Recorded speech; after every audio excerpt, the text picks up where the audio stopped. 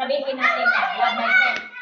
Also, denial ka rin. Kasi, kung mahal mo yung sarili mo, alagaan mo, pasayahin mo. Kasama yan sa pagmamahal. Hindi mo masabi yung pagmamahal na hinayaan mo yung sarili mo na masasaktan, nalulungkot. Ayan ba ang sinasabing love myself? Sige, sagutin mo. Love yourself. Love myself. Sige, sagutin niyo ako. Yan ba ang tinatawag na magsasabi mo, ayaw ko na makipagrelasyon. I love myself. O, You love yourself? sabihin natin. Ako? Sabihin natin kung you love yourself. But ang tanong mo, You love yourself? Oh, Or you love naman. your jowa?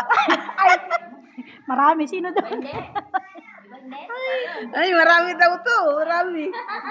Mas maganda din naman. Ayaw ko din sabihin na kung ikaw late Yan mo ako sa ano. Tinanggal kita sa plaka. Eh, kasi bakit mo ko ipa-vlog? Kasi nga naman, pag Animal ka. Huwag mo na akong katil. Wisit ko.